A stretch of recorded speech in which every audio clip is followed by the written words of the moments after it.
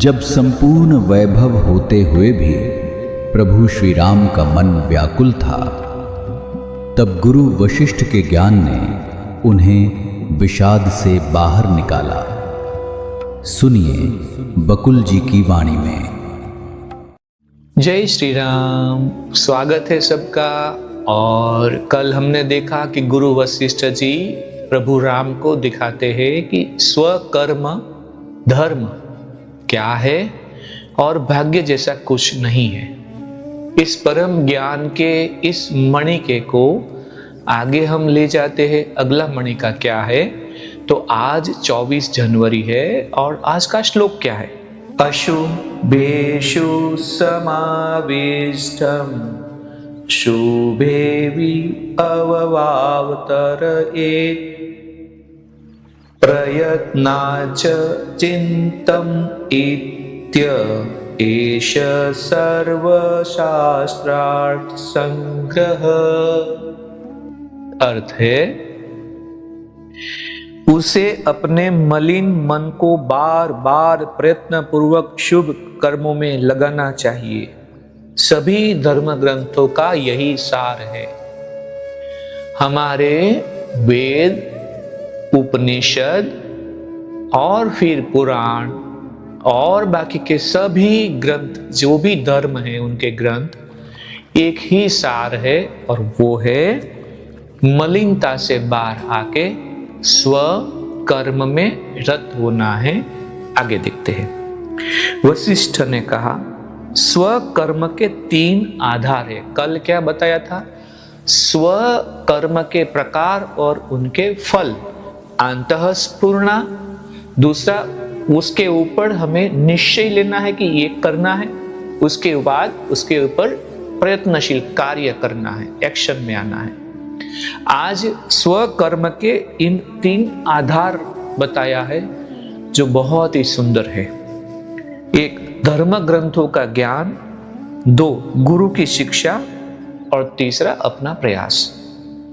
यहां भाग्य का प्रवेश नहीं है, यहाँ पे भाग्य का प्रवेश कतई नहीं है। इसीलिए जो मोक्ष प्राप्त करना चाहता है उसे अपने मलिन मन को बार बार प्रयत्न पूर्वक शुभ कर्मों में लगाना चाहिए। सभी धर्म ग्रंथों का यही सार है। पिछले जन्मों की जो प्रवृत्तियां हम साथ लाते हैं वे 2 प्रकार की होती है। पिछले जन्म की प्रवृत्तियां जो भी कर्म किए हैं वो 2 प्रकार की है, एक शुद्ध एक अशुद्ध। जो शुद्ध है वे मोक्ष के और अग्रसर होने में हमारी सहायक होती है, और जो अशुद्ध होती है वो कष्टों को आमंत्रित करती है। 2 कर्म लेके हम आए इस जन्म में, और शुद्ध और अशुद्ध, उसमें शुद्ध हमें ले जाती है मोक्ष की ओर, और दूसरा जो है वो हमें ले जाती है कष्टों में। तुम स्वयं चेतन हो, कोई जड़ भौतिक पदार्थ नहीं। तुम स्वयं ही अपने आप को किसी कार्य में लगाते हो, कोई दूसरा नहीं लगाता। इसलिए तुम अपनी शुद्ध सुप्त प्रवृत्तियों को अशुद्ध प्रवृत्तियों की अपेक्षा कहीं अधिक सबल बना सकते हो। क्यों? क्योंकि आज हमारे हाथ में है, ये क्षण, ये पल हमारे हाथ में है। इसीलिए अगर कोई भी प्रवृत्तियां जो पिछले जन्मों की हमारे जीवन में आई है, लेकिन उसको हम बदल नहीं सकते, लेकिन उससे बहुत ही अच्छी तरह से और बहुत ही ताकत के साथ हम शुद्ध प्रवृत्तियों को सबल बना सकते हैं आज स्वकर्म करके। धर्मनिष्ठ महापुरुष कहते हैं, शाश्वत कल्याण की ओर ले जाने वाले मार्ग पर हठ पूर्वक चलो। जिद के साथ हठ पूर्वक चलना है, जो शास्त्र के वाले मार्ग है। बुद्धिमान साधक जानता है कि मेरे प्रयास से जो फल मिलने को है वह मेरे स्वकर्म की सशक्तता पर निर्भर है, न कि भाग्य पर या किसी देवी देवता के आदेश पर। व्यक्ति जो कुछ भी प्राप्त करता है वह सब कर्म से ही प्राप्त करता है। जब वह अथाह दुख में डूबा होता है तब लोग उसे ढाढ़स बनाने के लिए कहते हैं कि यह भाग्य का खेल है, परंतु सच्चाई यह नहीं है। फिर आजू बाजू में जब भी कोई कष्ट आ जाता है तो हमारे आजू बाजू वाले ये बहुत ही मजबूताई के साथ हमारे अंदर घुसाने की कोशिश करेंगे कि ये तुम्हारा भाग्य है, लेकिन ऐसा है नहीं, ऐसा गुरु वशिष्ठ कहते हैं। परंतु सच्चाई यह है नहीं। कोई विदेश जाता है और अपनी भूख भी शांत करता है। कैसे? यात्रा के द्वारा और खाद्य पदार्थों के द्वारा। यह सब भाग्य के कारण नहीं होता। किसी ने ऐसे भाग्य या देवता को नहीं देखा, परंतु हर एक को इस बात का अनुभव अवश्य है कि कैसे कोई यानी कि अच्छा या बुरा कर्म किसी अच्छे या बुरे फल को दिलाता है। इसलिए व्यक्ति को अपने शैशव से ही अपने सच्चे कल्याण यानी कि मोक्ष के लिए प्रयासरत रहना चाहिए। इसके लिए उसे धर्म ग्रंथों का बुद्धिमत्तापूर्वक अध्ययन करना चाहिए, साधु संतों का संग करना चाहिए और स्वकर्मों का नियोजन भले कामों में करने चाहिए। भाग्य या देव कृपा मात्र रूढ़ कथन है। बार बार इनका कथन होने रहने के कारण ये सत्य प्रतीत होने लगते हैं। यदि भाग्य या देव कृपा ही इस संसार के सभी काम करने में सक्षम होते तो स्नान करना, जप करना, दान देना आदि कार्यों से क्या अभिप्राय होता और किसी को क्या शिक्षा ही देते।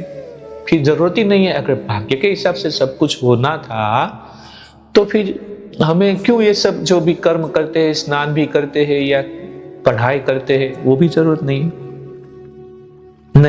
इस संसार में मृतक को छोड़कर हर वस्तु सक्रिय है और हर सक्रियता अपने उचित परिणाम लाती है। किसी को आज तक भाग्य या देव कृपा से अस्तित्व की अनुभूति नहीं हुई है। हाँ, ये भी तो है। अगर भाग्य से ही कोई अनुभूति होती मोक्ष की या देव कृपा की या जो भी चमत्कार, तो फिर कोई बैठे बैठे ऐसे बैठा रहता और उनके साथ हो जाता। लेकिन ऐसा नहीं है।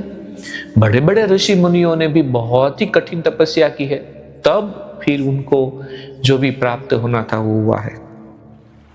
लोग अवश्य इसी तरह की युक्तियों का प्रयोग करते हैं। भाग्य या देव कृपा से इस काम के लिए मुझे प्रेरित किया है, परंतु ऐसा वे आत्मसंतोष के लिए ही करते हैं, परंतु यह ठीक नहीं है। उदाहरण के लिए, यदि कोई ज्योतिषी यह भविष्यवाणी करता है कि अमुक युवा व्यक्ति विद्वान बनेगा, तो क्या वह बिना अध्ययन के ही विद्वान बन जाएगा?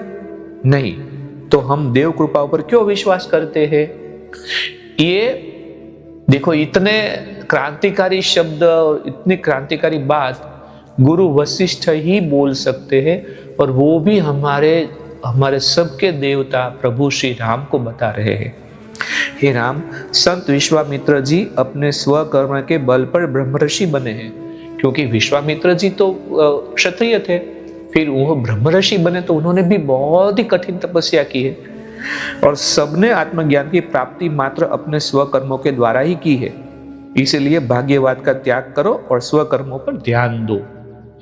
और उसी के साथ इस महान ग्रंथ की इस मणिके के साथ हम यहाँ पे विराम लेते हैं, और फिर कल हम नए मणिके के साथ इस ज्ञानवाणी को आगे हम चलेंगे।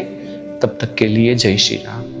इस ज्ञान यात्रा में हमारे साथ बने रहने के लिए चैनल को सब्सक्राइब करें और बेल आइकॉन दबाएं।